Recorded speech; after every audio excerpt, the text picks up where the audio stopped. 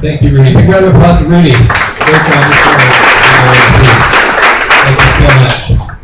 All right, well, we don't have much time left, so as usual, I'm going to go through a whole bunch of stuff really, really fast. As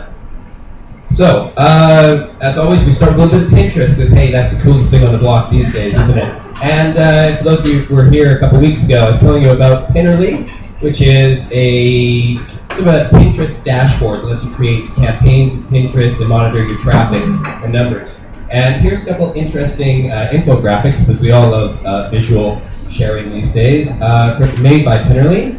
This one, in honor of Janice, we've got how to drive traffic using food pictures. All right, 2 identical pictures of Oreo Nutella cheesecake. The first one, 14 clicks, 6 likes, reach 1.6 thousand. The second one, 34 clicks, 3,500 reach. What happened? What's the difference? A little bit of words on the page, on the picture.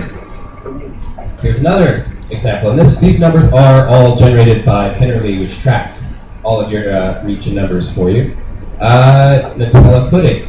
I'm not sure if Nutella sponsored this or if that's coincidental. Again, 2.2 thousand with you add the words to it, 1,000 more than without them. The real trick here is a beautiful, clear image. As we all know, take a picture of your food first. Picture's got to be great. And then amazingly, if you add a little bit of text using your favorite photo editing software, it slows people down on Pinterest just enough to get that repin, to get that extra like. The words really make a big difference. A lot of people aren't reading the descriptions, but if they get as far as slowing down to look at your picture, they then say that the next most important thing is to throw a call of action of some sort. Ooh, try this out today. You gotta get your hands on that. That sort of extra description underneath your Pinterest pictures will really boost the referral traffic you can get out of that. And now in honor of our theme of the week, of the month, a similar experiment where they ran various travel photos. Same thing again. The winning one had the little words Cabo San Lucas on it and had much greater reach than the rest did. Same sort of thing. We like aspirational pictures that tell a story, that connect with us, that are aspirational, that inspire, that focus on future travel wishes. So text and brightness, very important in your pictures. But also this idea where a lot of us, what we share on Facebook, or what we often share on Instagram, apart from Tyson, who is our most followed Instagrammer in the world, who takes like the best pictures, not the world, but Hong Kong. In the world. In the world, we'll go with that. If you haven't followed him on Instagram yet, please do. His pictures are great. The idea where a lot of us take pictures of what we're actually doing, what we're actually eating, the places we're actually going to. Those who get a lot of traffic using Pinterest are shooting aspirational stuff. Wouldn't you love to go somewhere like this? But you don't have to even be there necessarily. But pay attention to what your other followers are pinning. What do people like that are following you? Try to cater to their needs. And that applies to social media sort of everywhere. Do more listening. Don't just always do the talking. Now, nothing lasts forever. Over the last few weeks, there's been a number of articles published by people like Forbes and Pando Daily. And I'm not sure if this is just a backlash sort of vibe going on right now, but there's a trend of predicting the demise of Facebook, and the demise of Google, and the demise of Amazon. And they are not predicting that these companies in the next 5 years or so are going to be bankrupt, but just that they're going to be irrelevant, that they aren't going to matter as much anymore. They're like MySpace. And that the next generation of social media looks a lot like this.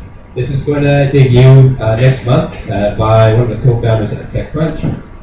It's called Just Me. And it follows in the path where you take pictures of things that you're doing. Again, visual storytelling is really big these days. And you share it.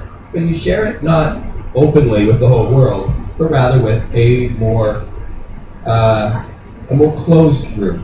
And so the trends that a lot of people are talking about right now, say mobile is leading over accessing the web via your laptop or computer. Look around the room here, how many people have got tablets and phones out? Although there's a few laptops, thank you guys.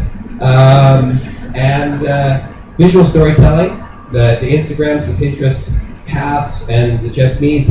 All of this is about using pictures a lot more, and that is definitely a growing trend. And increased privacy. Maybe there's, again, this is a backlash feel that we've all become so overexposed that we want to sort of close things down. But a lot of people believe that people don't want to share, that radical transparency isn't the ultimate goal. Don't tell Mark Zuckerberg that. He has set the IPO for May 18th, probably one of the largest tech IPOs in history. And I wouldn't count Facebook out just yet. They are also very focused on mobile with, what is that, 160 million visitors left from mobile apps. And these mobile visitors responsible for 1.1 million business mobile apps in the same time frame. 7 of the top 10 grossing iOS apps and 6 of the top 10 grossing Android apps all integrate with Facebook. So what these stats are saying is that while Facebook may not be a mobile platform on itself, there's tons of mobile apps, like Vidi, for example, which are Facebook connected. In fact, as you say, it points out, most of the top grossing apps on mobile devices right now are integrated with Facebook. So I'm not so likely to believe what Forbes is trying to sell. I don't think Facebook's be relevant, but I do believe that we are looking towards a far more mobile social experience than we already have now. It's going to definitely continue down that path, and those sorts of apps are going to be a big part of social going forward. Now this theme of privacy returning, that people are wanting to close things down. Now this is often really tricky because we do want to share, we do want to connect with customers, we want customers connecting with us, we want to connect with friends, but there's this really delicate, tricky balance of how do we share with some people but not share with other people. How do we keep it open but not too open? And so in order to sort of address that, there's some very interesting startups right now coming up with some clever ideas. One is called Scrambles, which just launched this last month. Now what Scrambles does is it encrypts your public tweets and Facebook updates. Now that sounds a bit crazy, so there's a little video here. I'll try and walk you through. So you get a plugin for your browser, be it Safari, Chrome, or Firefox, whatever you like. I don't think there's one for IE, but none of you here would use that, would you? So you log in with this using an account set up in Scrambles, and then in the text box on Twitter, where you normally type your tweets in, it suddenly has this sort of paper-like sort of background imagery put in there, so you know that you're typing on secret paper, like a spy using invisible ink. And then you click outside the box and you can see it gets all scrambled. You put it back in, keep working on your tweet. Now, when you're ready to go, it sends it out. When you're logged in, and when anybody else with Scrambles is logged in, it shows up and it looks like a normal tweet. Except behind it will still have that sort of paper-like background, but if you log out of Twitter, you can sort of see what everybody else on Twitter sees, which is a whole bunch of gobbledygook characters that don't make any sense. Right, so what do you do with something like this? Well, on the Scrambles page, you could set up a group, like HKSocial, for example. And then I get to decide who goes in it. Now, you can either leave it to everyone who's a Scrambles member, or I could list all of the addresses of everybody who has signed up at HKSocial. And then I could send a tweet that was marked HKSocial, followed by an encrypted message, so that even though my 100-some thousand fans could all see that message, all they would see was the beginning hashtag. Then all of you clever people could log in with your Scrambles account and decode the secret HKSocial special Uber discount code for my new book, or whatever it was. Now, the thing about this is the velvet rope of encryption, right? Sending stuff to a subset of your followers. Now, the problem with this that I would see, if you were doing this a lot, you'd end up losing all of the followers that you were excluding from this, because all they would be getting is a lot of gobbledygook noise from you.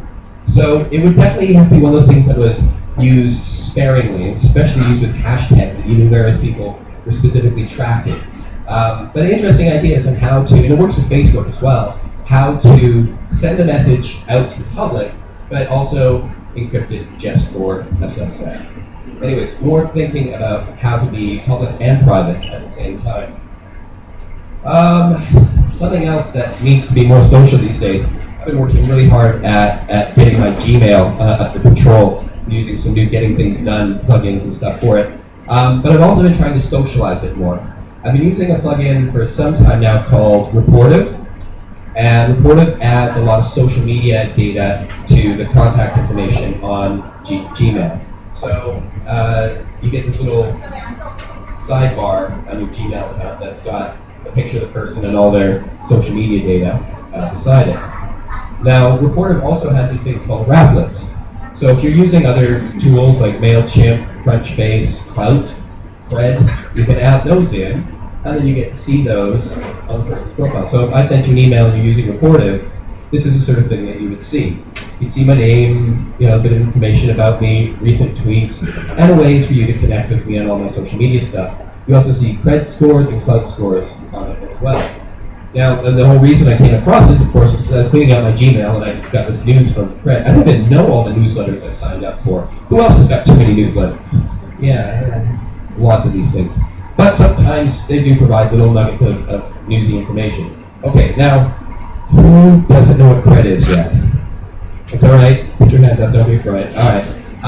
Cred is a lot like Clout. Do you all know what Clout is? Okay, online influence scores. These are like your online credit rating. You connect all your social media profiles to it. It runs it through a little algorithm, sees how many people like you, follow you, interact with you, what kind of people they are, whether they've got any followings or not, whether they're influential or not. And from that generates a score of sorts that tells the whole world just how important you really are. Now, don't put too much stock in these things. They can be easily gamed, and they're not actually the best in terms of credit scores. They do measure, though, your active presence and your likability quite well. Maybe not your influence, which is what they claim to measure. But they are a very good yardstick for you to do a very quick assessment whether somebody's real or somebody's a spam bot. Anyways, Cred is different from Clout because Cred's all about transparency. Cred, run by a people browser, was also used during the last social media week to keep track of our influencers that week. Cred is all about explaining to you exactly why your score is going up and your score is going down. The Clout keeps all of that stuff simple. So both are equally good measures of your online influence score. Anyways, great way to bring that into Gmail so you can see the people who are sending you emails, whether they're important